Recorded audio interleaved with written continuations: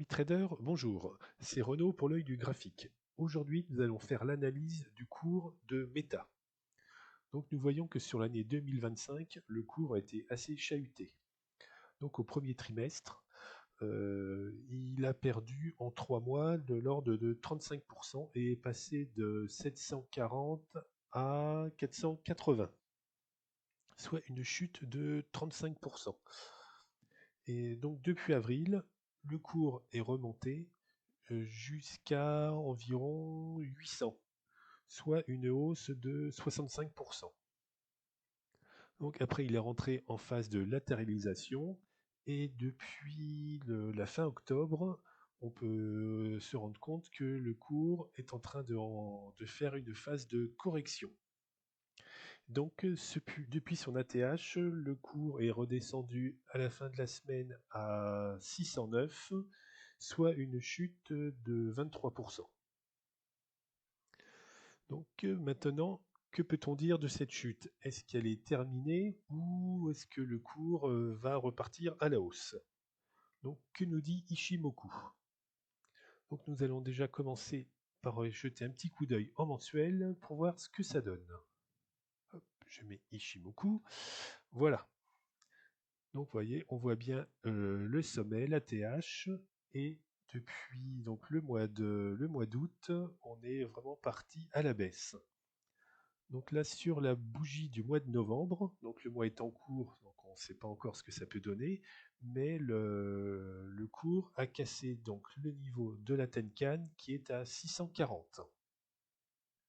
Alors, est-ce que d'ici la fin du mois, le cours va remonter pour clore le mois au niveau de la Tenkan? Et sinon, le prochain niveau de support, c'est la Kijun, ici mensuelle, qui est à 540 environ. Mais bon, quand même, on voit bien que le cours, là, il est en phase de hausse. On n'est vraiment pas du tout en reparti à la baisse. C'est simplement une correction comme il en fait régulièrement. Donc, revenons maintenant en weekly. Qu'est-ce que l'on peut constater? Que, en fait, depuis la parution des résultats, en fait, c'est là où le cours a cassé avec une bougie de belle facture. Il a cassé sa Kijun et maintenant il se retrouve ici au niveau du Kumo avec un Kumo qui est vraiment très très fin. Donc ça, c'est quand même pas quelque chose de positif parce qu'il n'y a pas grand chose pour le retenir. Voilà. Vous voyez, si on regarde par exemple la chute qu'il y a eu au mois d'avril, là, donc pareil, il a cassé la Tenkan, la Kijun, et le cours est venu dans le Kumo. Qui a joué vraiment son rôle d'amortisseur. Vous voyez, c'est un joli matelas tempur. Vous voyez, il rentre dedans, le Kumo il est très épais, donc ça amortit la chute. Après, les acheteurs reprennent la main, ça ressort. Ici, ça arrive quasiment au niveau de la Tenkan, mais il n'y avait pas assez de force acheteuse pour la traverser, donc c'est reparti à la baisse. Le Kumo a rejoué son rôle d'amortisseur. Là, ici, hop, les acheteurs reprennent la main. Ici, ils sont quand même déjà beaucoup plus virulents, donc ils reprennent la main. Voilà, belle bougie encore, quasiment. Enfin, c'est pas un Marubozu parce qu'il y a quand même une petite mèche, mais c'est quand même une belle bougie. Ça arrive à la Tenkan, petit manque de puissance, vous voyez, ça vient juste sur la Tenkan, et la semaine suivante, paf, ça casse la Tenkan, et après, ça repasse à la hausse. Et aussi, chose vraiment appréciable, comment dire, qu'on peut apprécier dans Ishimoku, vous voyez, là, ici, le cours, il a cassé, et qu'est-ce qui est venu jouer son rôle de support? C'est la Kijun par rapport à la lagging span. Vous voyez, hop, la lagging span, ça chute, elle chute. Ici, il y a un petit trou entre les bougies, elle arrive à passer et casse la Tenkan et vient sur la Kijun. Vous voyez, les acheteurs reprennent la main, ça remonte. Ici, il y a la Tenkan qui joue son rôle de résistance, ça repart sur la Kijun. On retrouve cette bougie rouge et après, voilà, hop, et on repart à la hausse, et ça casse la Tenkan, ça passe entre les bougies, et ça continue de monter. Donc voilà, c'est pour ça qu'ici, ce petit niveau, qui est ce niveau de Kumo là, qui est très très fin, ça peut aussi dire que le cours peut le traverser facilement. Et ensuite, le prochain niveau de support, c'est le Kijun mensuel à 536. Sauf que, vous voyez, si on regarde la lagging span, elle est venue sur, mais vraiment pile sur la Kijun qui sert de support. Et là, il y a quand même un petit point positif, c'est que en face, il y a une bougie qui est vraiment toute petite, toute fine, un doji, et donc en fait, ça n'offrirait pas une grosse résistance. Et si les acheteurs se manifestaient, la lagging span n'aurait aucune difficulté à repasser au travers et pour repartir à la hausse. Et donc après, le premier niveau de résistance, ce serait ici la Kijun hebdomadaire à 695 environ. Voilà. Donc, je dirais que vraiment le cours là, il est au point de vue hebdomadaire, vraiment à une zone charnière.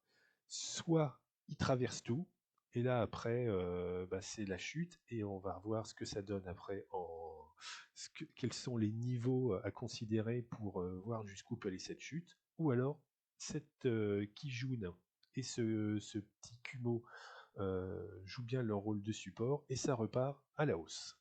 Regardons maintenant ce que ça donne en graphique journalier. Sur ce graphique journalier, donc, nous constatons que le cours a évolué dans un range compris entre 680 et 800 et qu'il en est sorti le 30 octobre suite à la parution des résultats.